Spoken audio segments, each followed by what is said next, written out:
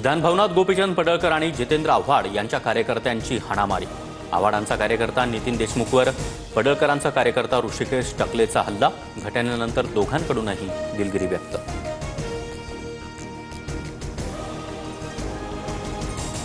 मला मारण्याचं planning fail झाल्यानं कार्यकर्त्याला मारलं। हाणामारी करणारे खुनातले मकोकामधील आरोपी। पडळकरांचा कार्यकर्ता ऋषिकेश टकलेवर आव्हाडांचा गंभीर आरोप। मुख्यमंत्र्यांकडे कारवाईची मागणी।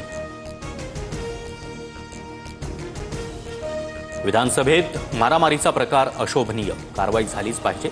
फडणवीसांच्या विधानसभा अध्यक्षांना विनंती, तर कडक कारवाई करण्याचं नार्वेकरांचं आश्वासन। आव्हाडांच्या कार्यकर्त्याला झालेल्या मारहाणीवर गोपीचंद पडळकर यांची माफी। समर्थकांना केलेल्या मारहाणीनंतर विधानसभा अध्यक्ष आणि सभापतींकडे दिलगिरी व्यक्त।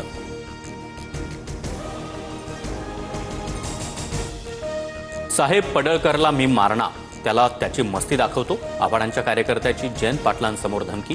तर विधिमंडळात गुंडांना प्रवेश कुणी दिला? हाणामारीच्या घटनेनंतर उद्धव ठाकरे यांची टीका। 2 दिवसात उद्धव ठाकरे आणि मुख्यमंत्री फडणवीसांमध्ये तिसरी भेट। आज सभापती दालनात विरोधी पक्षनेते पदासह त्रिभाषा सूत्रासंदर्भात चर्चा। हिंदी सक्ती हवीच कशाला हे पुस्तक ठाकरेंनी फडणवीसांना दिलं।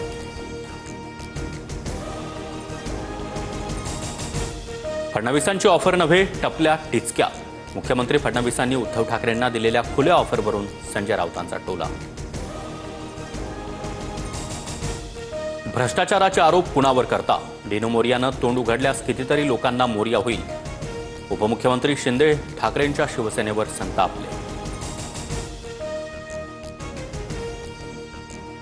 एवढी नमक हराम निर्लज्ज भ्रष्टनाथ व्यक्ती आयुष्यात पाहिली नाही।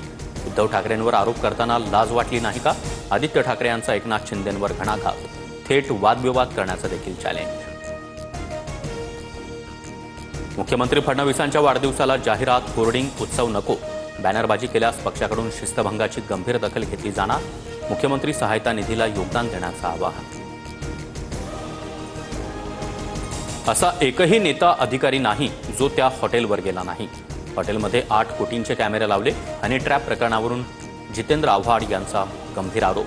हॉटेल चालकाचं नाव मात्र सांगितलं नाही। हनी ट्रॅपच्या मुद्द्यावर सरकार अजून गंभीर नाही, नाना पटोले यांचा आरोप। तर मुंबईत मंत्रालय, ठाणे, नाशिक हनी ट्रॅपचे केंद्रबिंदू असल्याचा देखील दावा।